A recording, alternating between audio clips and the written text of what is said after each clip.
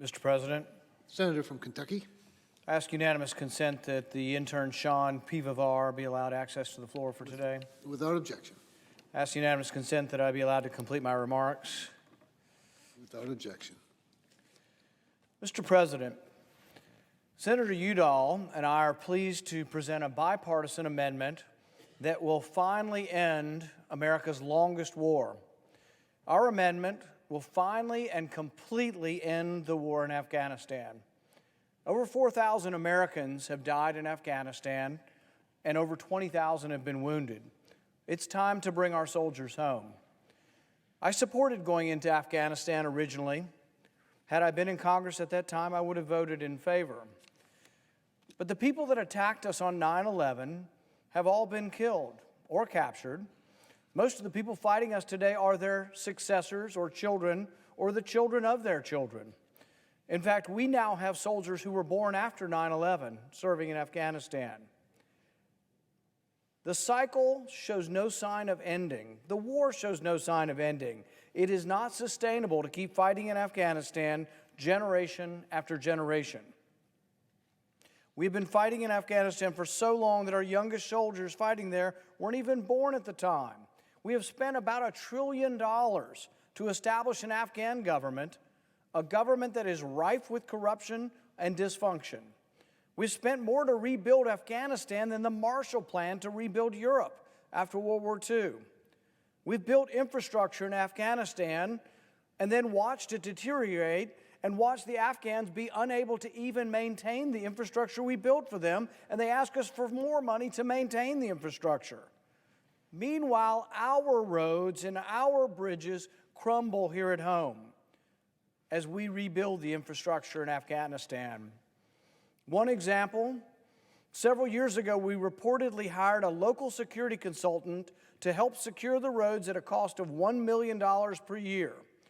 But according to the report by the Special Inspector General for Afghanistan Reconstruction, American officials came to suspect that the money was being funneled to insurgents to stage attacks on our infrastructure to justify the security contract.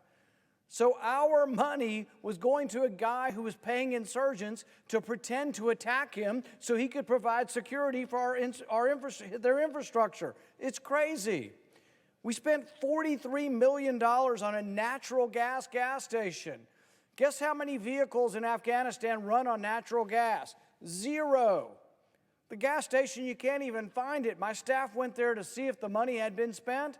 They couldn't go there because it was too unsafe. Now the report is the gas station's been abandoned. $43 million. We spent nearly $80 million on a luxury hotel. Why is the American taxpayer building luxury hotels in Kabul? Guess what? The contractor ran off with the money.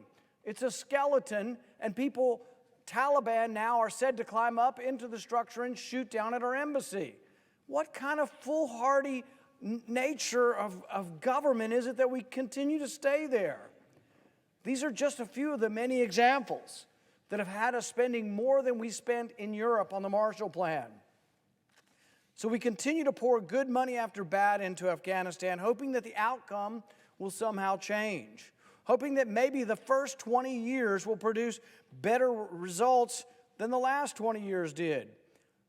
This NDAA, this defense authorization that we're debating here in the Senate, even has a sense of the Senate in it, opposing a precipitous withdrawal from Afghanistan. We've been there for 20 years. How can we characterize withdrawal after 20 years after we defeated the enemy as precipitous? It's crazy. The American people say, come home, and this is your chance. Many people have said we should end the war. Today you get to vote. Are you for staying in Afghanistan for another generation? Are you for continuing a war that has lost its purpose? Today we get to vote. Up or down, are you for the war or against the war? Does the war still have a mission? The American people know better. They are ready to declare victory and come home. It's why President Trump's message resonated with so many. He said it's time to come home, and the people agreed.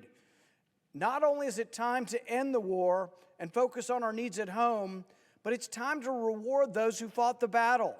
We're spending $50 billion a year over there. In the savings in the first year, we will provide, Senator Udall and I will provide in our bill, a $2,500 bonus for anyone who has been deployed in the long war on terror.